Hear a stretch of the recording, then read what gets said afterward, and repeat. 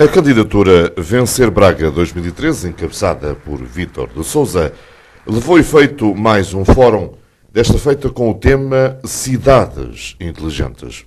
Mas afinal, o que é uma cidade inteligente? São cidades que sejam capazes de viver para os seus cidadãos, promovendo eficiência, crescimento e bem-estar.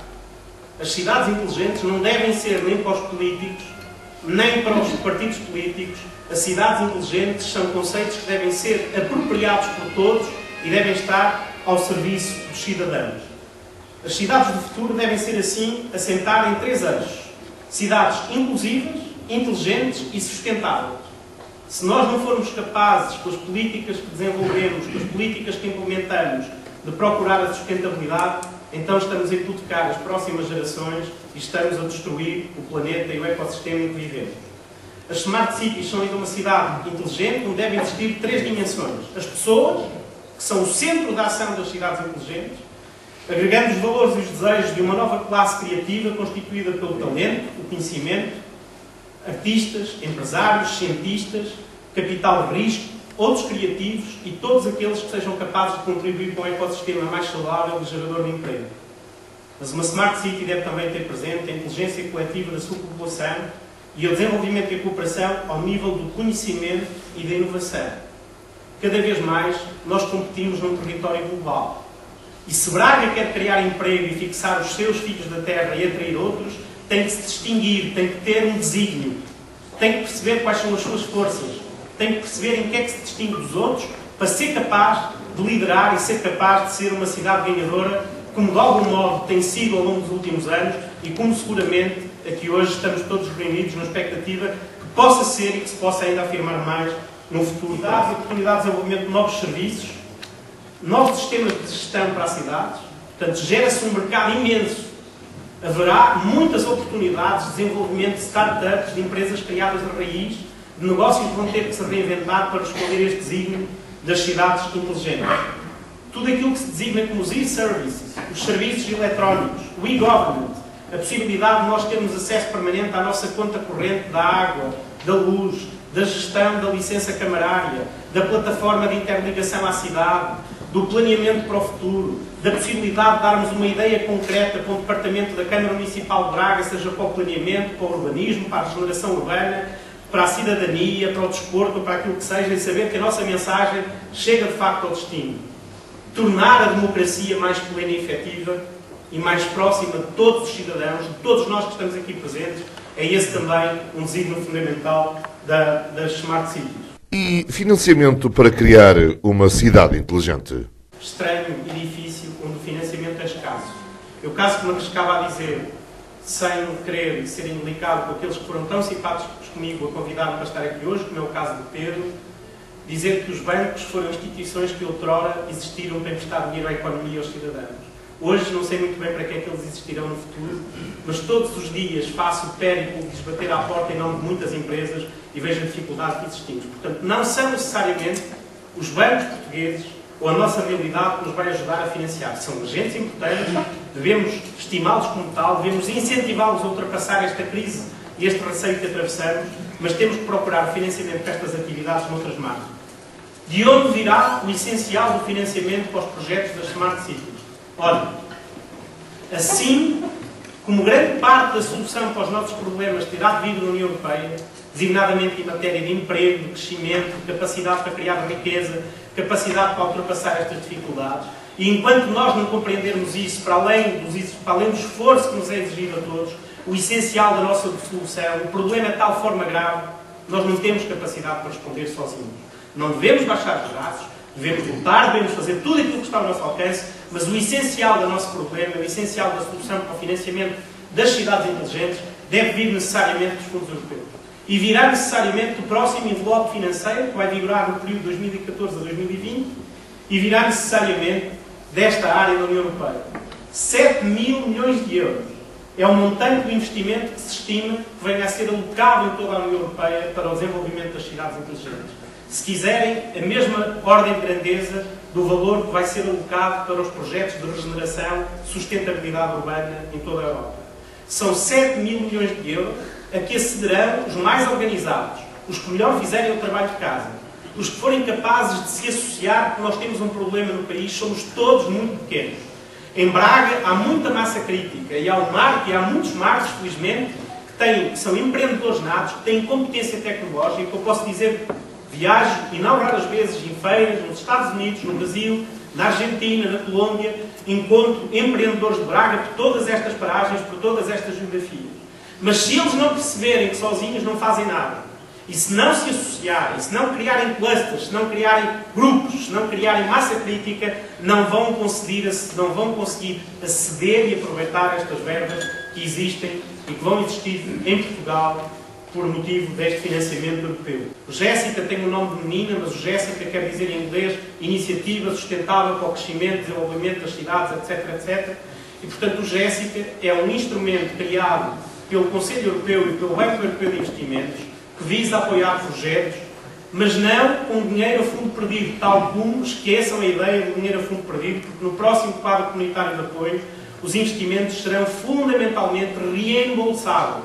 Poderemos ter taxa de juros zero, taxa de juros unificada, carência no período de capital, mas esta ideia, portanto, que permitiu, dizem os telejornais, há 20 anos, comprar alguns Ferraris na região norte do país e noutras, portanto, morreu e desapareceu. Dinheiro a fundo perdido ou dinheiro a fundo perdido, esqueçam.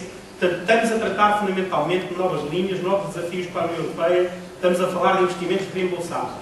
O Jéssica será também um instrumento, mas que será mais canalizado para financiamentos de infraestruturas como redes, banda larga e tecnologias sem fios, onde Braga é seguramente um excelente exemplo para o país e para a Europa, porque tem esse trabalho muito adiantado. Parabéns a Braga por esse esforço que realizou. Mas são, sobretudo, apoios reembolsados. Para além do orçamento comunitário e dos programas quadro que vão ser definidos em Portugal, e neste momento eu não entro no detalhe porque não é possível. Não é possível entrar no detalhe, porque as comissões de coordenação regional pouco ou nada sabem sobre isto, o Governo, enquanto no seu conjunto, menos sabe, e portanto estamos um bocadinho de olhos tapados à espera que, em cima do prazo que está a expirar, entre maio e junho, portanto, os projetos e os planos têm que ser enviados à Comissão Europeia para aprovação, mas neste momento não há uma luz clara. O que vos posso dizer é que a União Europeia sabemos que cerca de 7 mil milhões de euros serão no orçamento comunitário através de diferentes fundos alocados para esta área das cidades inteligentes. Para além dos dinheiros da União Europeia e dos fundos europeus, para além do Jéssica, temos as instituições multilaterais. As empresas, os agentes económicos, as PMEs, terão várias linhas criadas para apoio ao desenvolvimento das cidades inteligentes. Têm que estar atentos. Para se ter uma cidade inteligente é preciso massa crítica e empreendedorismo.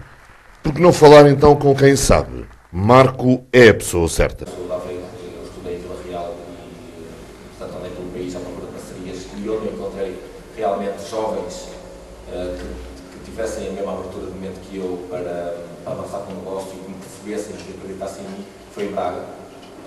Braga tem um asset muito importante, ou seja, um recurso muito importante, que é a juventude. Eu acho que é por aí que devemos começar. E para atrair conhecimento, eu vou ser muito prático no que é que eu faria. Em Braga existem cerca de 4 incubadoras de empresas. Incubadora, nós temos em todas as regiões do país, ou quase todas, nós temos incubadoras de empresas. O que é uma incubadora de empresas? É um sítio que tem várias salas e é que startups, quem quer abrir um negócio e tem pouco dinheiro, pode ir para lá e pagar uma mensalidade. Estar ali no ecossistema, onde existem várias startups a tentar mostrar o seu mercado. Mas não passa disso. Mas como nós sabemos, para gerar emprego e para criar, ou seja, para gerar emprego é preciso criar negócios, e para criar negócios é preciso dinheiro e é preciso conhecimento. Uma startup que no início, na sua fase de arranque, não tem dinheiro. Portanto, eu não vou pagar uma mensalidade, nem que seja de 200 euros, que me dá acesso à internet e telefone e mais uma série de coisas. Quando eu posso estar em casa, tenho mesmo a internet e tenho um portátil e posso alavancar um negócio e juntar um grupo de amigos.